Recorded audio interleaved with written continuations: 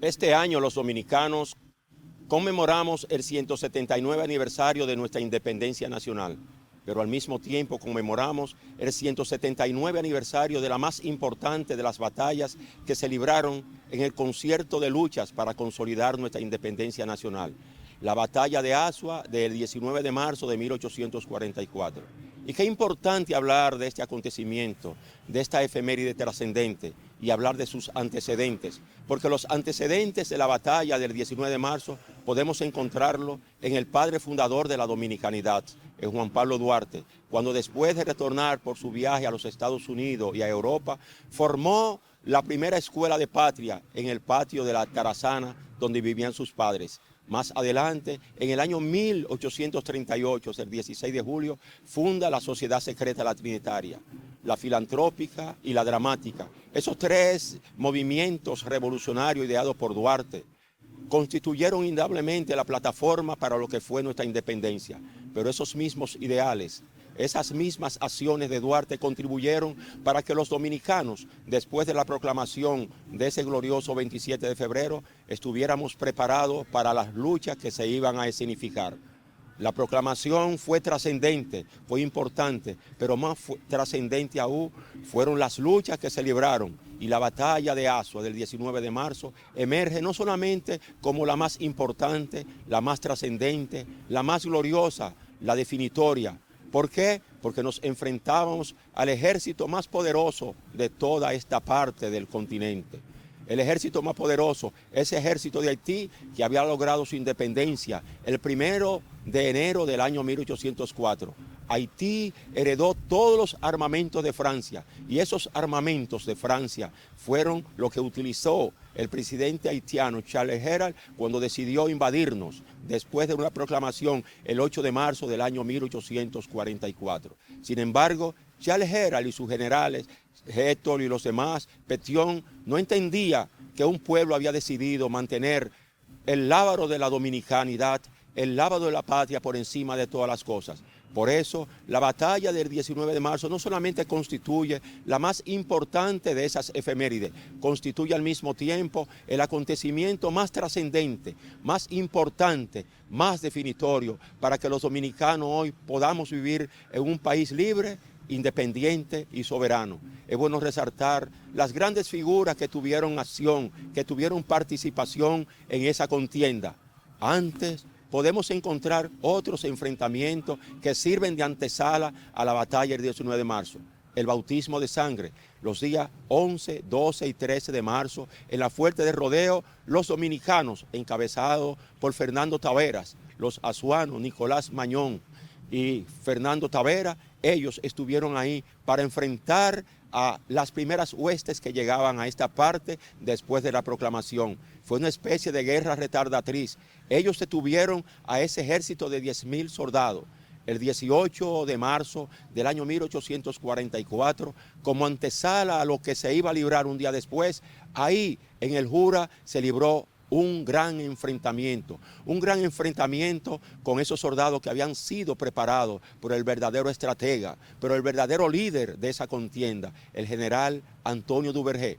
A las 7 de la mañana del 19 de marzo de 1844, da inicio a la batalla. Esa batalla, por el número de soldados de los haitianos, parecía que la causa dominicana iba a perecer, iba a requebrajar. Sin embargo, el presidente haitiano, Charles Herald, no entendía que un pueblo había decidido ser libre. No solamente en la proclamación de la independencia, había decidido mantener por encima de todas las circunstancias la dominicanidad, la esencia misma de la patria. Cuando las luchas se inician, las fuerzas dominicanas están colocadas en lugares estratégicos definidos por el verdadero héroe de esta contienda, el general Antonio Duvergé. El primer enfrentamiento se da en el centro mismo de la ciudad, donde hoy yacen los restos de los grandes héroes de esa contienda.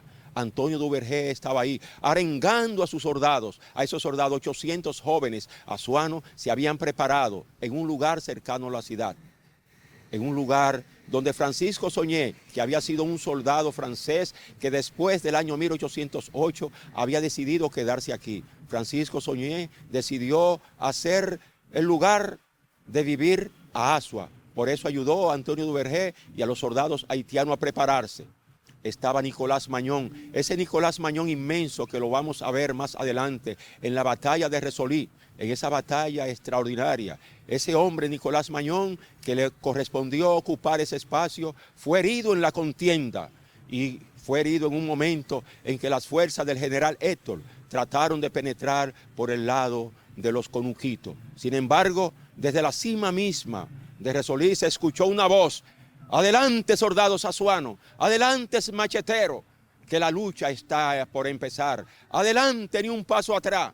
No entendía el general Charles Herá, el presidente de Haití, que en la mentalidad, en el corazón de los dominicanos, de esos soldados que se batían para mantener enhiesta la bandera, la dominicanidad, el escudo, esos tres símbolos patrios que fueron ideados por Duarte, se iba a mantener por todas las circunstancias. Muchos entienden que las fuerzas dominicanas, bisoñas, sin experiencia militar, no tenían la capacidad para enfrentar a ese ejército superior. Pero una arma más poderosa que las mismas armas letales, estaba bullendo en las mentes y en los corazones de los dominicanos. La fe, la esperanza, la confianza, los ideales de Juan Pablo Duarte que se habían germinado, que habían crecido, que se habían encargado de cimentar la disposición por encima de todas las circunstancias de mantener la dominicanidad, de mantener la patria. A las 6 de la tarde, cuando ya las fuerzas dominicanas hemos logrado vencer a los soldados haitianos, una orden de un soldado que no participó en la batalla, Pedro Santana estaba en Sabanaboy de Baní y de ahí envió una orden para que nos retiráramos a ese lugar. ¿Cuál fue la estrategia de Pedro Santana al solicitar que se retiraran las fuerzas? Unas fuerzas dominicanas que, a pesar de un número inferior en soldados, pero superior en valentía, en fe, en convicción patria, él pidió que nos retiráramos. Fue necesario una reunión encabezada por el general Antonio Duvergé. Para mantener la disciplina militar, Antonio Duvergé optó para retirarse a Sabanaboy de Baní, pero él se quedó en el número, por eso se le conoce como el centinela de la frontera. Ese número que más adelante le correspondió defender el 17 de abril del año 1849 en la famosa batalla del Número. En definitiva, la batalla del 19 de marzo no solamente es el más importante de los acontecimientos bélicos, el más trascendente, el más definitivo, porque le demostramos a los haitianos con un ejército superior en número, eran 20.000 soldados que iban a llegar por esta parte del sur, iban a converger en Azua, porque 10.000 soldados habían salido por el norte, por ese norte que también supo repelerlo en la batalla del 30 de marzo, pero la batalla del 19 de marzo emerge a través del tiempo. En estos 179 años de conmemoración, no solamente reiteramos como la más importante, la más trascendente, la más definitoria. ¿Por qué? Porque nos enfrentábamos, reiteramos, al ejército más poderoso en ese momento histórico. Ese ejército que había heredado de Haití sus armamentos y sus soldados. Los soldados de Haití, Charles Herá, el Petion, habían participado, se habían preparado militarmente en Francia y desde el año 1804, el 1 de enero, cuando Haití proclamó su independencia, estaban preparados. Por eso, cuando en el año 1822 el presidente Boyer decide ocupar, después de la proclamación de la independencia efímera de Núñez de Cáceres, ocupar toda la parte este de la isla, no entendía que desde ese mismo día el espíritu de dominicanidad latía, no solamente en el padre fundador de la dominicanidad, Juan Pablo Duarte, latía en los corazones de muchos grandes hombres y mujeres, dentro de ellos un azuano que estuvo junto a Duarte, Feri María Ruiz, que no solamente estuvo el 16 de julio del año 1838, cuando se fundó la Sociedad Secreta La Trinitaria, ese Feri María Ruiz que correspondió a estar el 15 de julio del año 1876 en Venezuela, cuando Duarte pereció, ese Félix María Ruiz que estuvo junto a Duarte y mantuvo en su corazón el juramento trinitario, porque es importante señalar que el juramento trinitario, ese que se le dio lectura y fue firmado con sangre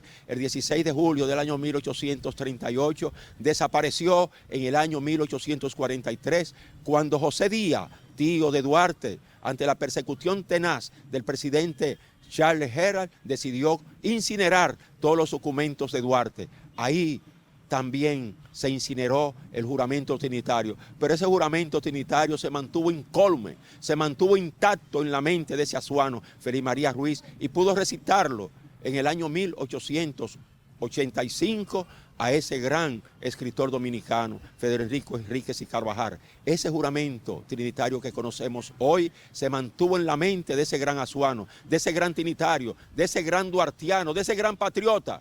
Hoy, más que nunca, las y los dominicanos no solamente debemos de recordar en este 179 aniversario de la batalla de Azua del 19 de marzo de 1844, que junto a la batalla del Número, a la batalla del Memiso y a la primera batalla naval que se libró el 15 de abril del año 1844 y donde nació la antigua Marina Dominicana, hoy Armada Dominicana, también se libró en Azua. Azua no solamente brindó su territorio, brindó sus hombres, sus mujeres, su disposición, su azuanía, su disponibilidad de que los pensamientos de Duarte, esos pensamientos que germinan y han de continuar germinando en la conciencia de todos los dominicanos. La batalla del 19 de marzo de 1844 ha de permanecer intacta en la colectividad de todos los dominicanos, de todas las dominicanas, porque hablar del 19 de marzo no solamente es hablar, reiteramos, de la primera de las contiendas, ya que antes de esa fecha es bueno señalar como referente que durante los días 11, 12, 13 de marzo se llevó a cabo en la fuente de rodeo en Neiva lo que se conoce como el bautismo de sangre. Y ahí estuvieron también los soldados azuanos, los soldados dominicanos, encabezados por Fernando Tavera.